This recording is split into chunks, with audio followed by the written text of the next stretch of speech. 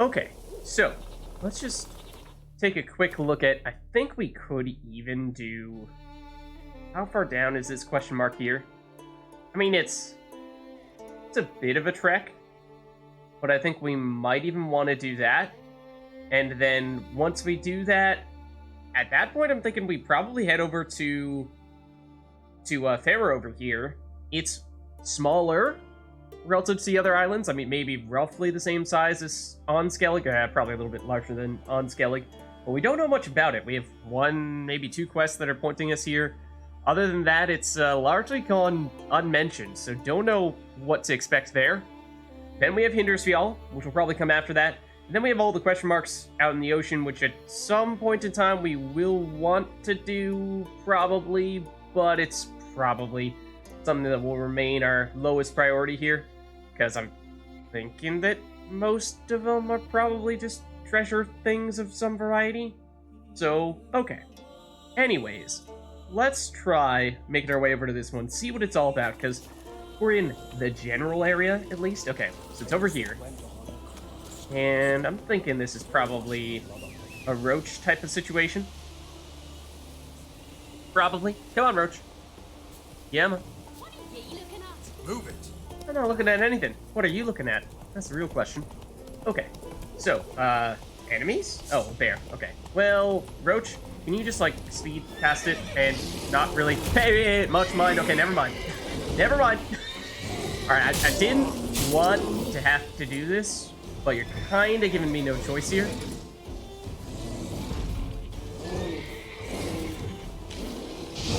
Roach is quite displeased as well.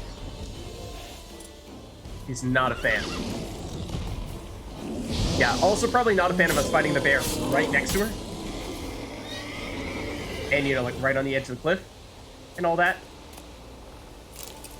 Monster Eye from the bears. I don't remember seeing those in the past. Giddy up. Okay.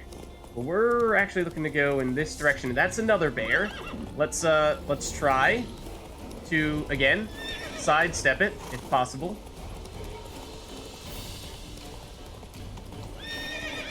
Whoa! Okay, hold on. This is actually pretty steep descent, and we still have combat music going here. I don't actually know who we're technically fighting. Yeah. It's gone away now. But, okay. Have we actually been in this exact spot before? So not necessarily sure that we have. There's a little crater over there, but not sure that matters much. Yeah, there is still a fair bit of ground to cover. But I'm not actually sure we've been along the coast like this before. So, like, is there reason to investigate this a little bit further? I don't know what that is, but you're obviously a drowned dead of some variety. Browner of some variety. Probably a mucknixer. No, it's drowned dead. Oh, that was an interesting side step there, but okay. Red mutagen. Don't mind. Yeah, is there anything of note here, or is it pretty simple, straightforward stuff that we don't really care about, and we might have even been here before? Controller vibrated for a second there. Yeah, I'm still seeing that, whatever that is, which was, I assume, the thing making the sound before. Guess we'll heal up, even though it's maybe a little bit overkill. What are these? Looks like there are multiple of them. On the map, at least. Oh, come on. Bandits? Certainly didn't sound like them. Sound like some kind of monster. Oh, wow. That was a little bit overkill, Daryl. Probably not strictly necessary.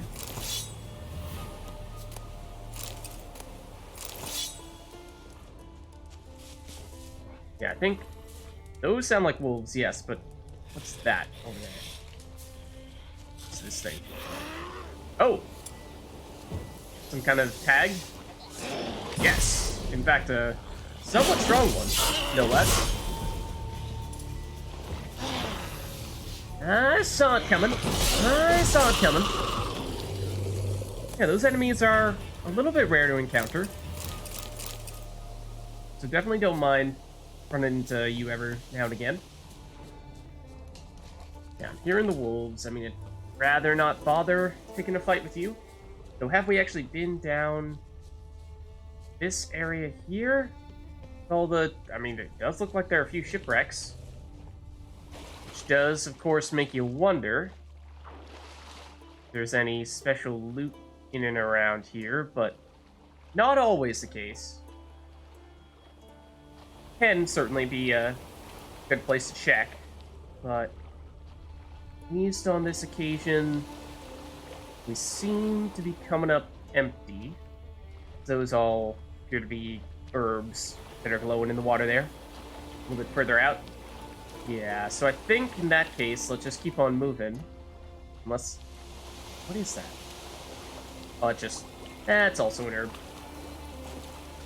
That distance, though, was like, I'm not entirely sure. Can we hop this? Yes, we can. Okay. Something that sounds very big. Oh, look at that. In fact, this is probably the thing we were looking for. Just confirm real quick. Yep, that it is. Okay, well, that's probably not how we're gonna fight it, but let's just save, because we do not yet know how strong whatever this thing is. Yeah, it sounded like a Cyclops. They're usually in the 20s, right? Well, I mean, I suppose we don't really know until we run into you, but yep, as predicted. Okay, I don't like how long your combo is, though. It does make it, really, rather difficult to stop you from hitting us. Hello.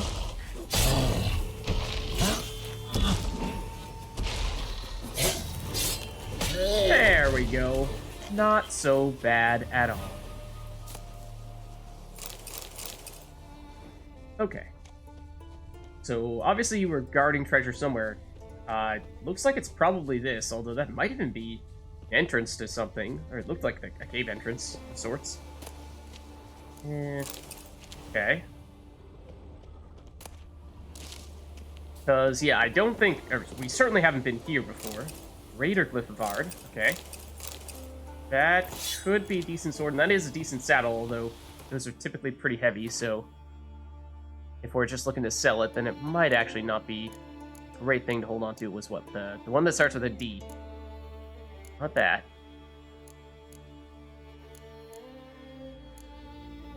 No, where'd it go? This is the one we just picked up, I think. Or at least a sword by the same name. I assume it's this one. Yeah, not so great. I mean, it's worth a fair bit, so probably just end up selling it or maybe breaking it down, but definitely not a candidate for using it ourselves. Okay, so let's just take a quick little look in the area. See if we can find anything else of note. So like I said, yeah, we definitely have not been here before. Of course, we would have done that guarded treasure if we had. So just want to make sure we aren't missing any other big things here. Major chests, other quests that we don't know about, or notable locations to visit. But I think at a certain point we'll start to get to an area where we've already been. Oh, what? Where is the marker? Okay, it's a strange place to have a marker, it seems, but a wild and untamed part of the Isle's coastline, favorite spot for bandits and lovers. Okay, well, so there's our confirmation that we definitely have not been here before, but is that perhaps an indication that there's more things that we've yet to find in this area that could potentially be worth looking a little bit more closely? Like, this sort of looks like something over here, but this might just be a bunch of wild animals. Kinda seems like it's just a bunch of wild animals.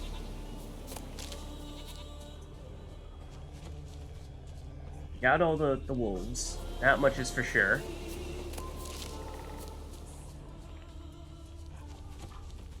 But is there actually anything that we care about over here? Like, there's the path, the main path.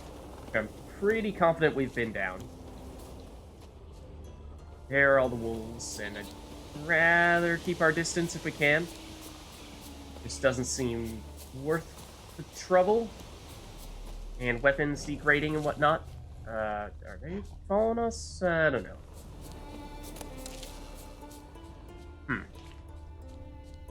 Yeah, because I'm not really sure I'm seeing much else here.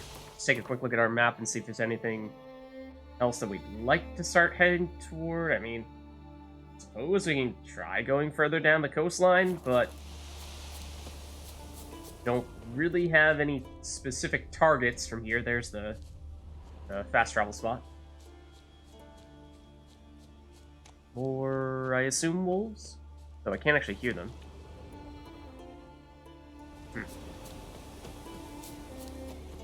Now I do. Anything closer to the actual shoreline? Those just wolves showing up? Yeah.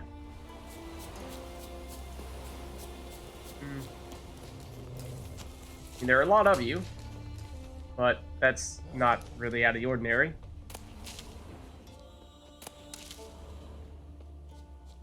I think still just herbs in the water. Okay. One wolf pack to another wolf pack. Certainly no shortage of them, which is, again, all the more reason why not really that important, I don't think, although it does seem like almost a little path over there that makes me wonder if there's anything else in that direction. It's just a bear. Again, is an enemy that we don't really need to pick a fight with. Just the furthest wolf in the pack. Here's the main road. Thinking there may not be too much else here, but I think it is an area that has largely been unexplored. So want to at least give it a little bit of time to show us its secrets, if there are any. But if there aren't, then so be it. And there was that ship down there that we checked this out. We might have, because those probably had loot at one point in time. And then I vaguely remember there was a quest previously that said, oh, there's some people who are going to be over by a bunch of big long ships. And I'm thinking that's probably where we find ourselves right now. What does that sound? That sounds different. That sounds like that could potentially be an enemy that could be notable. That's just another bear. Yeah, so I think that means that at this point we've probably found anything that we want to find in this area, within reason. And that would raise the question of, okay, sure, but then how do we get out of here? And at this point, I think we're maybe a little bit closer to this fast travel spot, so let's head over there. And it's probably roach time now that we are not focusing as much on the exploration, and it looks like she tripped over something. But now we're just emphasizing the speed. Which is, of course, Roach's specialty. Okay, these are good people, yes. Not bandits. They're not going to fight us. Okay. I think it's just down here a little ways. Yeah, pretty much. Hey there. The favor Lady Bram did for our son sure did bear a high price. I barely remember this place.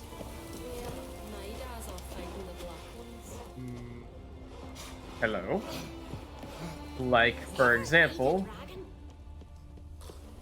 this person, did we play you at Gwent? Okay, I think I recognize you after all. Yeah, I remember you saying that as well. Okay. Yeah, that's grayed out. We have, definitely. So long. Although we could, actually, let's just take a quick second here. Well, you're in for a surprise. Quick second to sell off any, like, junk we picked up from the bandits we fought recently, or anything else. Come on. Saddle that we looted, some heavier stuff. Yeah, because we have at least a little bit we could part ways with. I think just the cheap stuff. Nothing major. Although, what were these gloves? They look like heavy gloves. Certainly are. Not actually worth that much, though. Could potentially just dump them here. that may not be a terrible idea. They're a little bit heavy. In case we end up going somewhere like heading over to Pharaoh and finding ourselves in the thick of things and needing to loot a bunch of stuff before we have the chance to sell off things. So let's sell the, hold on, where's the saddle? It should be here. I think it's going to be a little worse than our existing saddle, yeah. So we'll dump that, and you have precisely 7 coins remaining. So, I mean, we could probably just, like, sell a little bit of this. Basically, make it completely broke. And I think that'll do the trick then. So long. And now the question becomes, do we have a fast travel spot on Pharaoh? Because even for some of the islands that we've not yet been to, that was the case. I think Pharaoh was one of them. Let's double check. It's like if we want to head straight over now, can we do so? Yeah. And it looks like it'll take us straight in the middle of town. Let's see, home seat of Clan Diamond? I don't actually know. Demon? Probably not Demon. But I don't exactly know how you're supposed to pronounce it, because we have heard almost nothing about them. And the location where Holgar Blackhand divvies out the loot after every successful raid. That name sounds familiar. I think we've actually seen him in some of the bigger gatherings. But, okay. I think we head on over now, and there's at least one quest that we have listed that is based in Pharaoh. Let's just check it out. It's not that. It's not that. These are both Hindersfjall, I remember. I think this might be on Pharaoh. Might be Hindersfjall, though. No, it's Pharaoh. In fact, it is in the middle of the city. That's the hardest of the fistfights, and so that might be something we could see if we can level up once before doing that, because I think it will be pretty high level for us right now. And I think there was one other quest on Pharaoh. The one, was it the one with Lambert where we were supposed to chase someone down to the end of the earth to find them? And I forget exactly what the story was. That was a long time ago when we started that, but let's head on over. Oh. Excuse me. I'm sorry. I needed to find a fast travel location first. Then do this. What's up, Diamond Blade? How are you? Oh, following the thread. Okay, I think that is the other quest. Let's maybe switch that over to our active one, because I think that's probably going to be the one that we're focusing on more here, at least to start off. Find Hammond. Okay, so let's remind ourselves what the deal is with this. So, while wallowing in the bits, Novigrad's worst and most notorious slum, the Witcher took a contract on a monster committing horrendous murders under the cover of darkness. At the time, he never suspected that a story starting in the gutter would end in a luxurious manner. Near the Novigrad docks, Geralt ran into his old brother at arms, Lambert. Geralt's surprise grew when he realized that the Ekimara they both were hunting was not the chief reason for Lambert's presence in the city. But before they could sit down for a heartfelt chat, the two Witchers had to deal with their dishonest contractor. How many times will men try to cheat Witchers out of honest pay for honest work before they learn? That taken care of, Geralt could now talk to Lambert. It turned out he was hunting the people responsible for the death of his friend, Aiden, a Witcher from the Cat School. Lambert had learned Aiden had been murdered by a gang of hired thugs led by a man named Jad Carradine. Geralt decided to help Lambert, and the two set off on a path to revenge. So Lambert is off somewhere else trying to track down one of the other people who's a part of this group, whereas we're trying to take down Hammond, who is apparently here, but we don't really have much information beyond that. I think we tried asking Krah, and he basically just said, go to this island, and that's about all I can tell you. And like I said, Watch it. we really don't know much about this place, or this clan.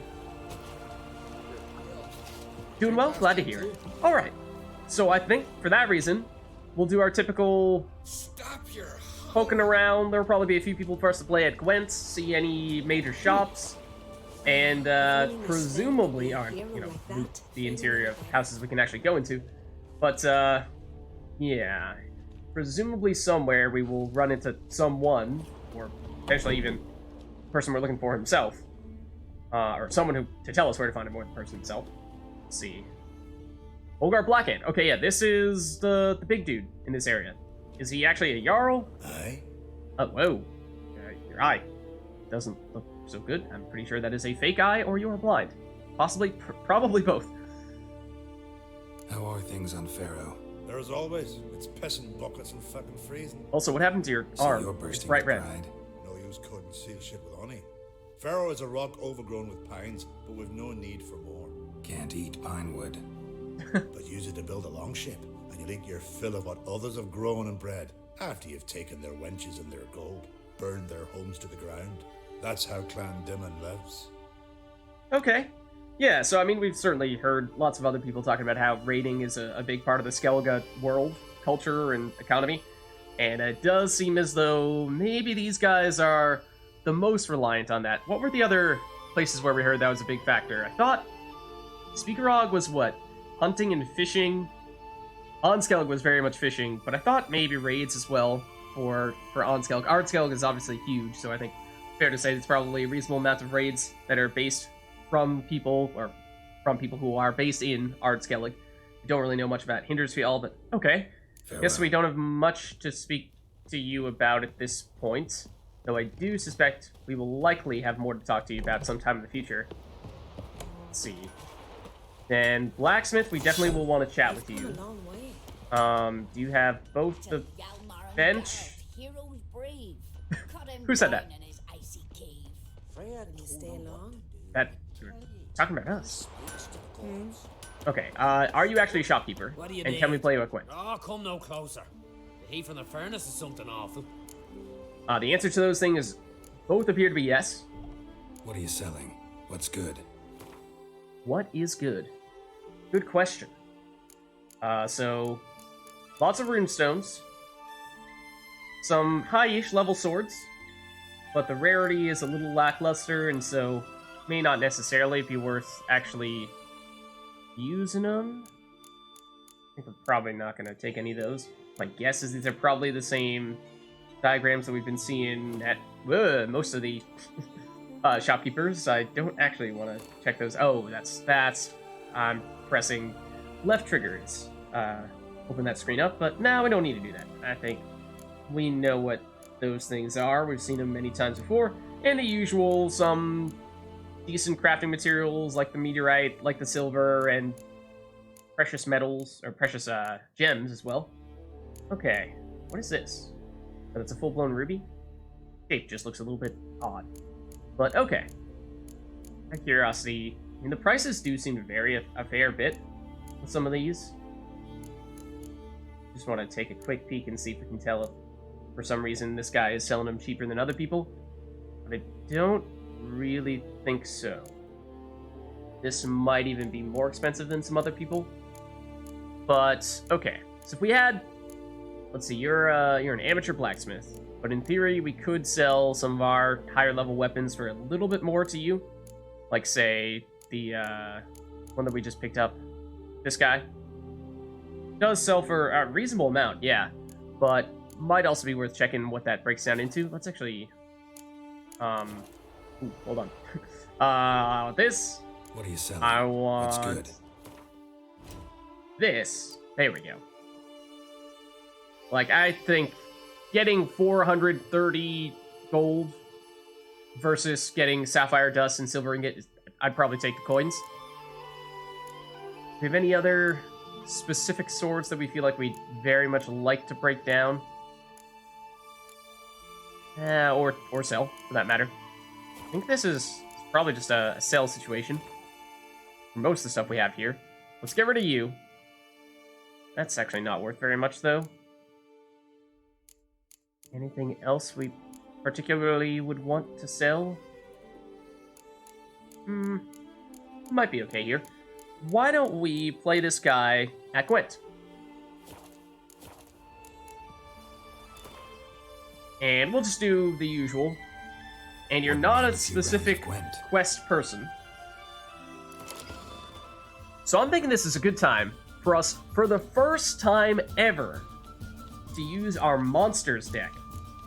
Because we have actually started to build up a reasonable deck here. It took us a while before I was feeling confident about it, but I think we are at the point now where this is, fingers crossed, usable. Just double check our leader ability. That's one thing I don't remember as well. Pick any weather card from your deck and play it instantly.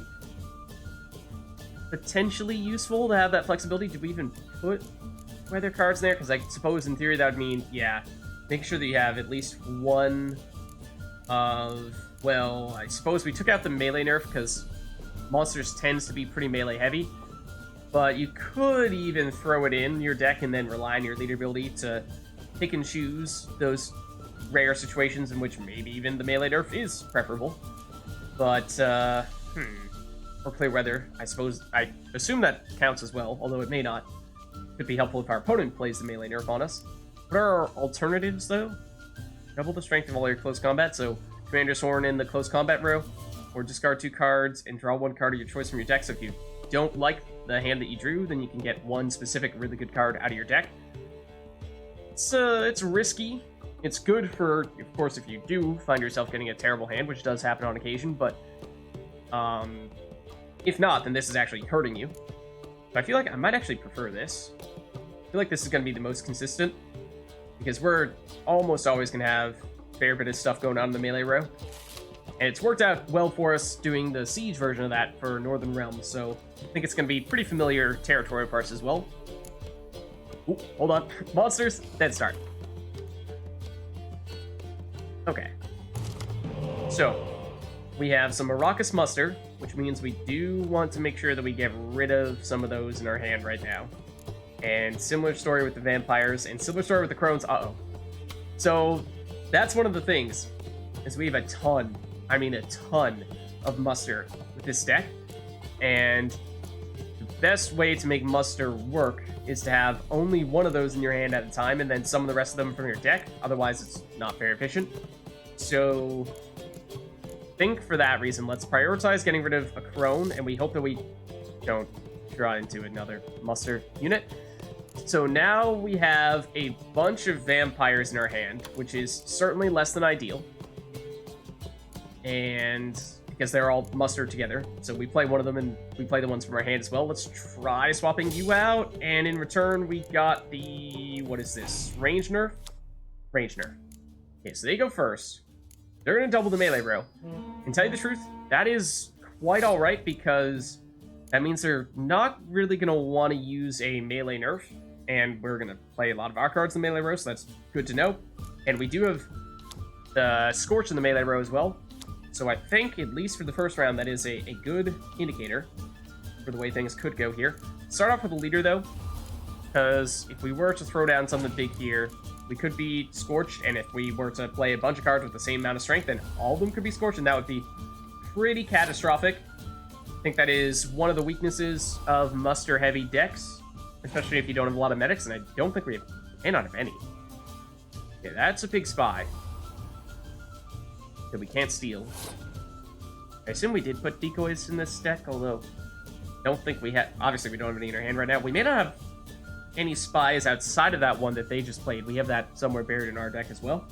So, yeah, that'll take a little bit of getting used to, just the balance of cards that we do and don't have in this deck relative to other decks that we've used in the past. Like, Northern Realms definitely has the most spies out of all of our decks.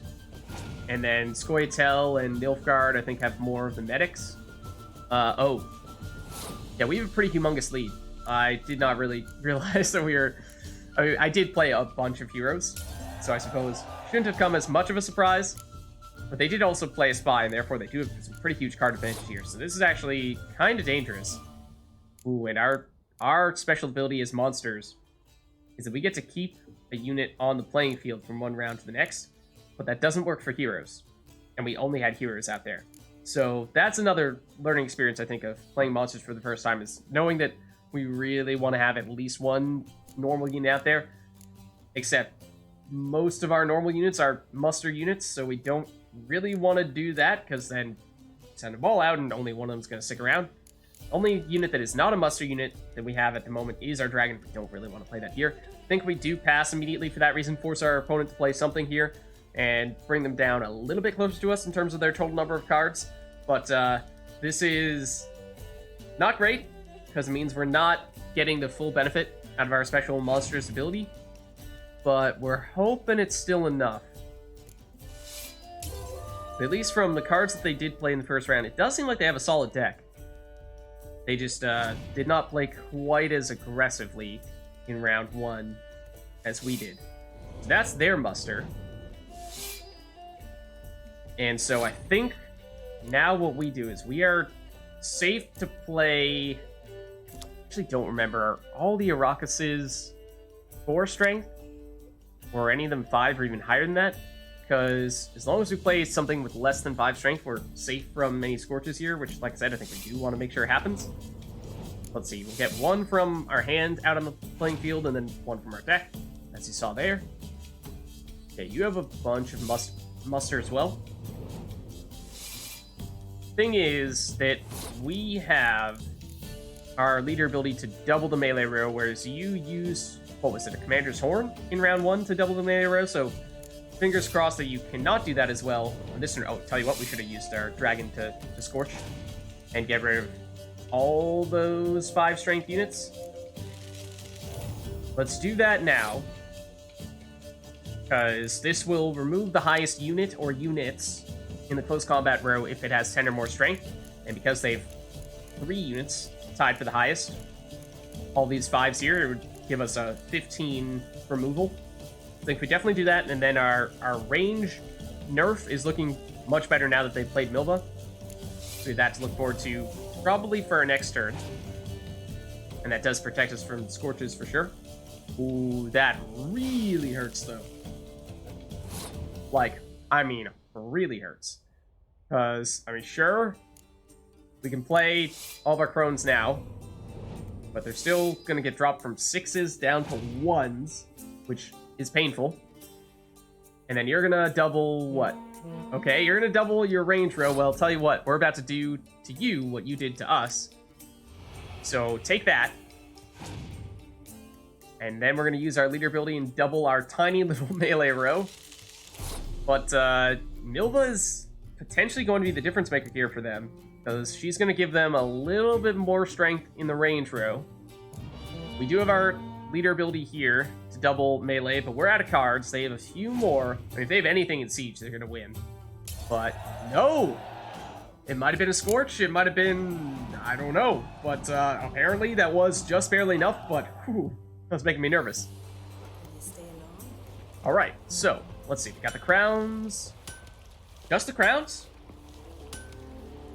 I don't think I saw any cards popping up there. Maybe I missed it. So what is But she to you? pretty sure.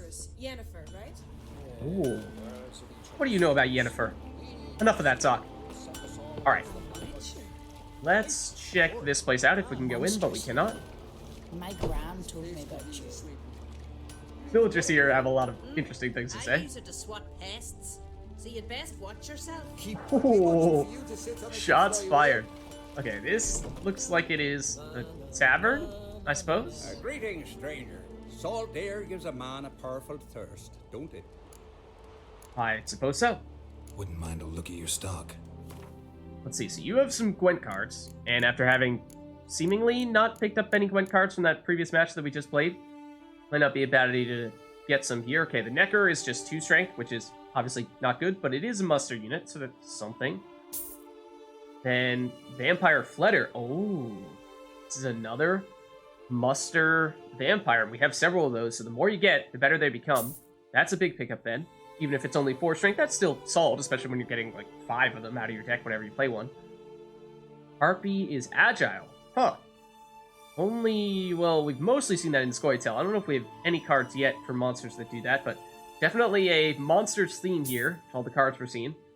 And this one is another muster, but with 1 strength.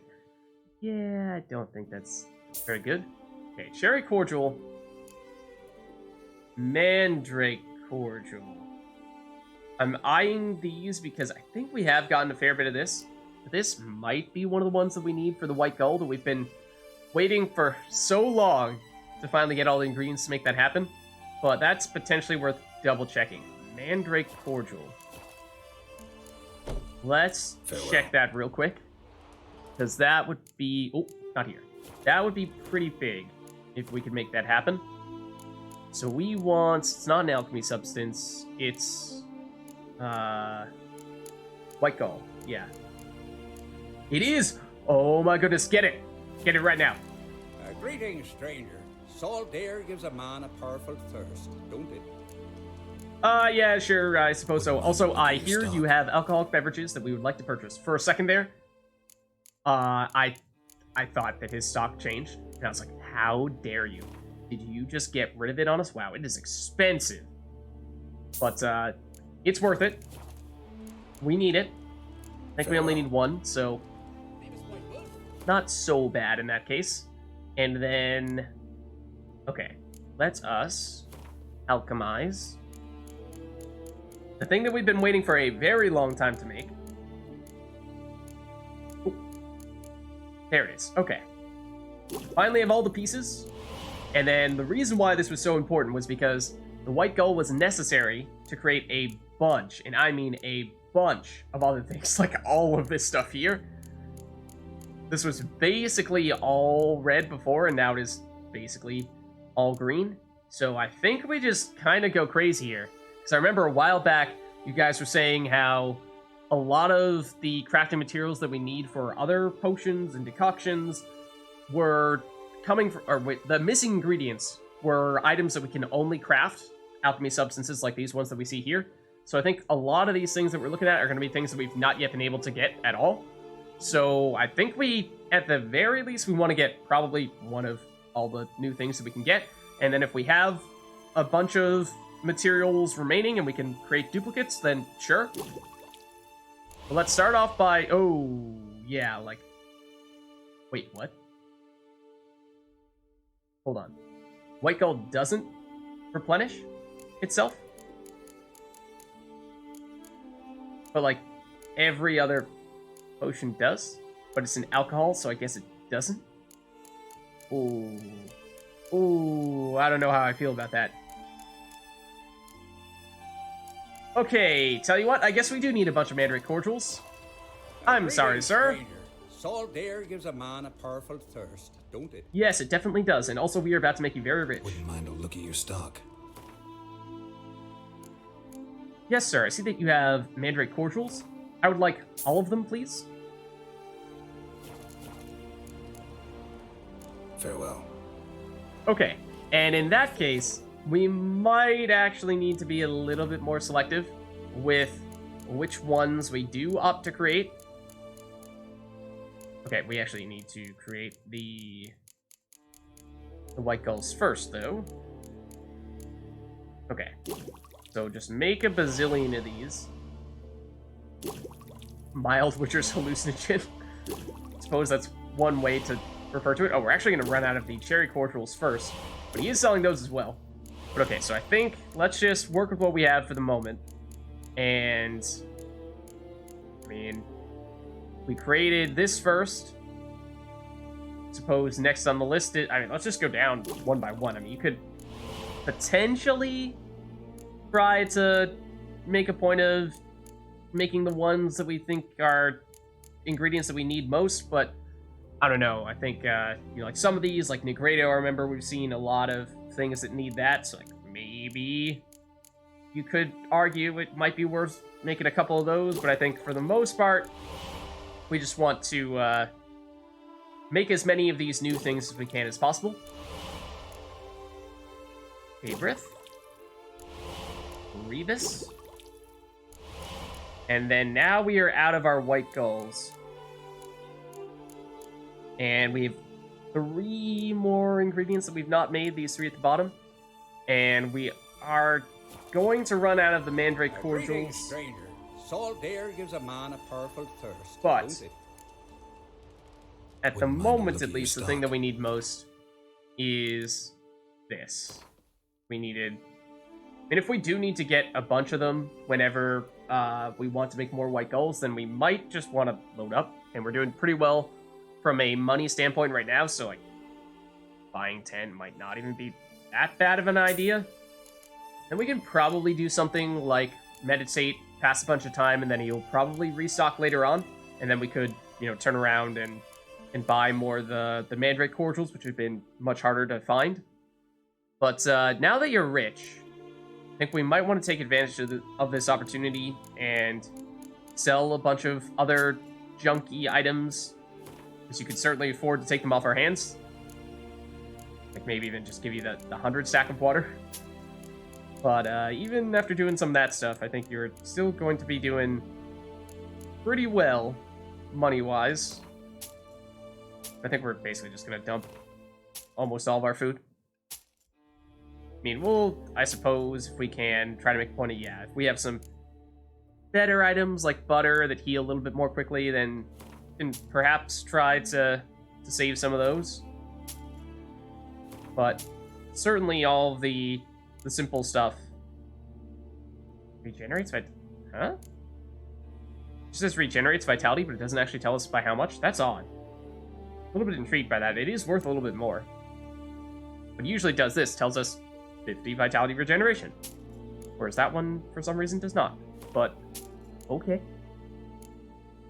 Yes, like anything that's 50, like this, I think we're probably going to end up dumping.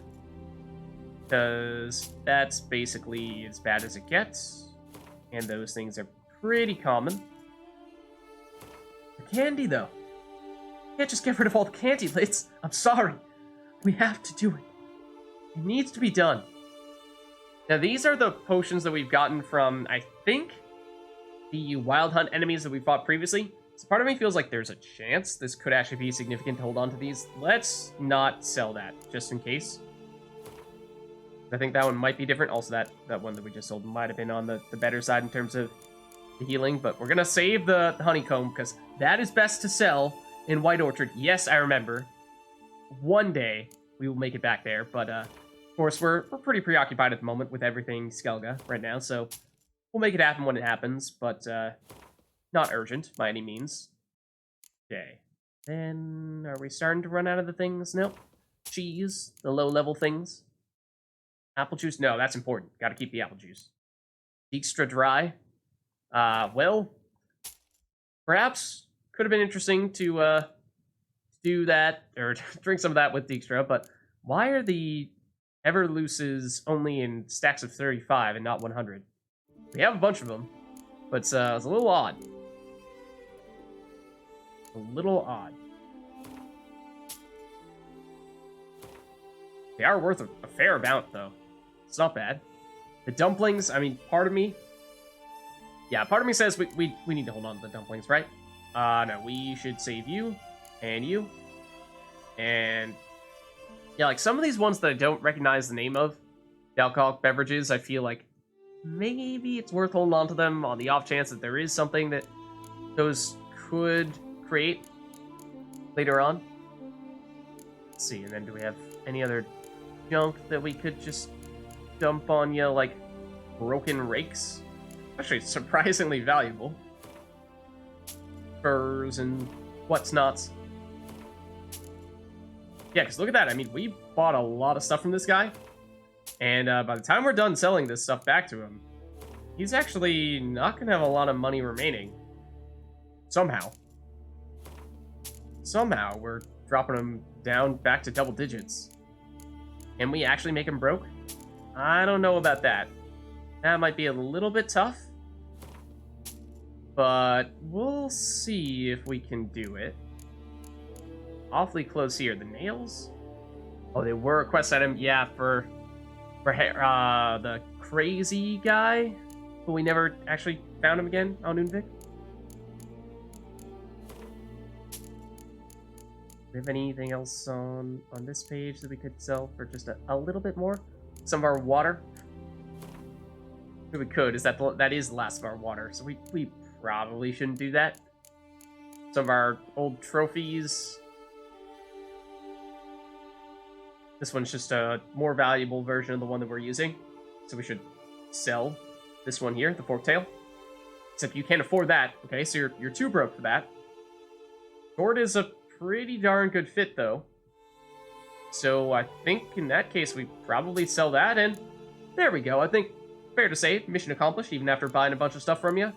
still have succeeded in making you broke. Farewell.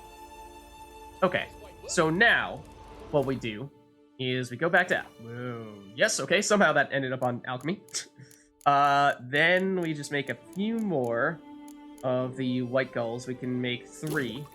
I think is exactly how many we needed to get one of all the ingredients we didn't have before.